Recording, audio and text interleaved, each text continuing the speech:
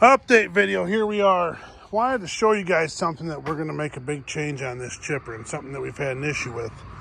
And I said we're going to do a video because it's kind of tricky how all this works, and this is a problem we've had for years with this application. So how this system works is, you see these holes here, they bolt down on here. Okay, see how all them bolt holes have broken off bolts in them? Okay, every one of them. And then it's the same way in the back. If you look over here,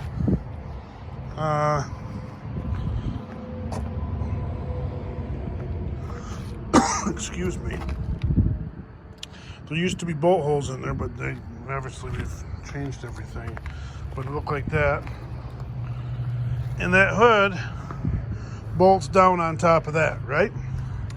And it's just fine and dandy, and everything works out fine. But here is the problem area. So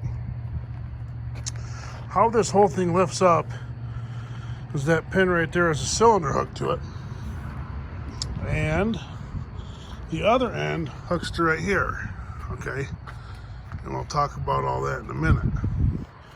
The problem is that you're lifting up this whole thing, which is, that drum is very heavy with those chains on it. And then, like, you throw the they call it a transmission, so we'll start calling it. You throw this on the outside of that shaft, okay, and this whole thing is a lot of weight. And then it hooks this part right here, is that part right there. So this sits on top of there. You have your transmission on here. You have these things whipping really fast. That's bolted down right there in the back where that little cutout is. And the cylinders lift the bottom thing up from the top. So you have those bolts are the only thing holding it together. The problem is the hood and the bottom like to become not attached anymore. And the problem is, you don't know it because this tends to get a bunch of bark and debris in here, and you can't see it. And then all of a sudden, you get out a couple days later, and you got 2 or 3 broken off bolts, and 2 or 3 are backed out. So you tighten them back down, and then after a while, they all break. And then you can't. It's not easy with the curvature of that, okay, to get in there to fix those when it's sitting in there, okay. Because now you got to remember, you have that hood on here too. So you only have this much space to do work, and then you come up and you're hitting this. So there's not a lot of space to work in there. So it becomes an issue. And then so what happens is everyone just starts welding stuff on there, which is what we had to do. We didn't have a choice. And the second problem is everybody knows it won't line back up the way it was before. It won't sit together tight. It won't whatever. So, okay, what they did was they cut the piece out that it bolts to. That piece is what the bolts go to. They cut that off at that piece. So you end up, see how we got all these weld spots here, and then over here, you have all these weld spots there, trying to get it to hold together, and it just won't hold together. And when it does, it has a gap, a 2-inch gap, and you have stuff coming out all the time and just making a mess all over the chipper. And the reason they did that is because the angle of the cylinders are like this, if you're looking at the machine, and they're pushing up and down. And it's supposedly a better design, 25% more pressure, pull down pressure, okay? The back bolts down here, and you got your cylinder out here, and it pushes up and down, right? And you got a feed wheel down here. The feed wheel's taken out, it bolts in right here. That's getting fixed in the shop. So this is constantly getting lifted up and down. You're picking this big heavy bottom up by that right there. So what happens is everything falls apart and you get really frustrated. So John, what's your solution? Well, our solution is to do the same thing that's on the other chippers, is to put a cylinder right here that goes up, and then right there you weld steel. And then this one has to be at an angle because it's like this on the 23. Your boom's going to be in the way. So it's got to be at an angle, a little straight piece up top, another angle, and then your cylinder drops down from the middle. That's what you're looking for, because then you're going to be picking the bottom up. The hood's on there, and you will never have this problem again. If you get a cylinder hooked to the bottom, picking it up and pushing it down, because that's where your problem is you can't pick that and push this up and down. It's just too much weight here for how that was designed. So that's one big major change that's going to make a big difference on this thing, is getting this thing work good. We got the shaft in there. This has been a problem area too. Talk to other people that have the same chipper that have the same problem, that you break a lot of stuff in here. This all gets broke. That's why you have it all welded like that. Okay, these try to separate. So if we can get that fixed, get this fixed, it'll make a big difference on picking this up and down, and making it work properly. The cab will be a lot more comfortable to be in because you'll have less vibrations. The less vibrations is what you're looking for in this thing, because it's already enough to rock your world. So I just wanted to explain the hood problem. That's one major thing. I know that they've already got steel ordered in there to build all this. So that'll be a big change. It'll be a good change. It'll take your cylinders off from the side. That's what these hoses are here. Get those out of the way. Have the hoses run right up with the framing and drop down to it. The other problem was, as you can tell if you look at this, that's all been re-welded on, because that's just a problem here. Again, you have all of that on that little plate right there. So get that straightened out. I think the other side's been welded on too. It's the hardest one, because it's your first flail action, okay? See? And we're gonna take care of that problem. It's the hardest that your wood comes in, okay?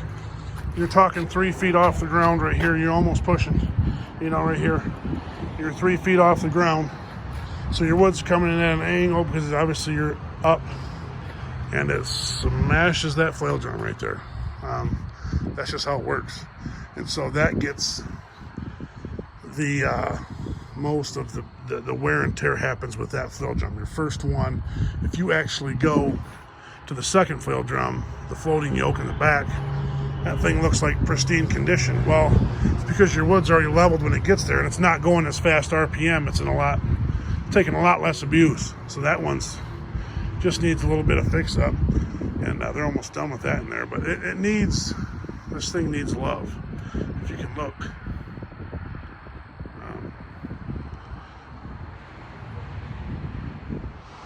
And it's actually wet welded on. You can see the upper crack too. If those make their way to there, that becomes a big issue, because that's what holds that on. So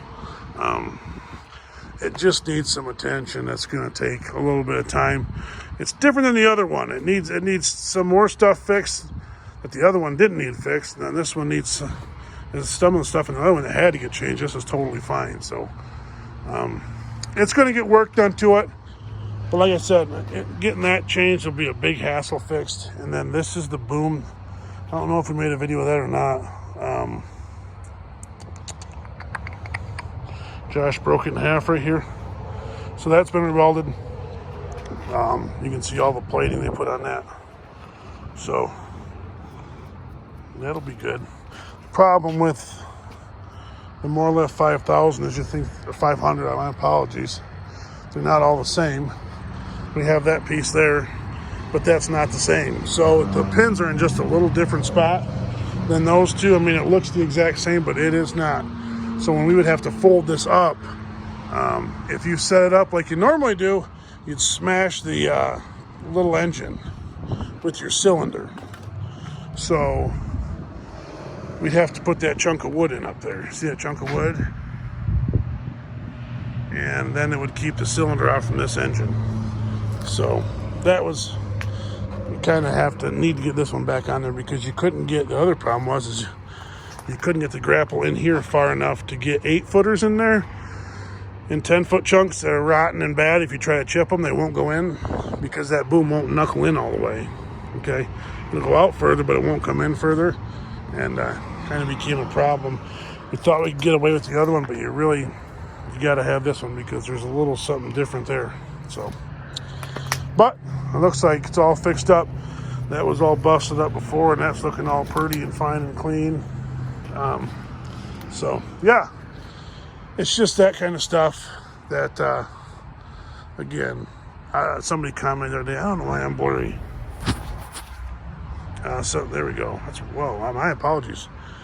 Somebody commented today that wondered how many tons went through this thing. I don't know how many tons went through here. Hundreds of thousands of tons went through this thing. I wish I knew. I wish I could see the pile of chips that this thing produced over the last almost 12,000 hours.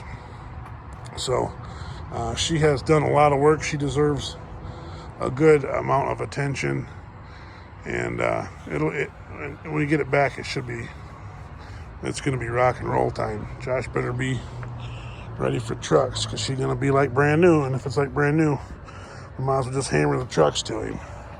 Don't stop. So, nope, she'll get fixed up, but that is one major issue with this that we're going to get straightened out. And we got to change this issue too, is we got to stop putting 9-link in there and go back to 8-link on these upper ones because it's got everything tore all up in here. Yeah, she's destroying herself. And it's going to get new guards on those. Some of them are new. That's a new one there. It's been replaced. And that's a new one there. And yeah, she's going to get fixed up. It's going to take time, but it'll come along. I'll keep you guys on the uppity up. They just got that boom welded up today. So I'll keep you guys up to date on this. It's coming along. Just a lot of work.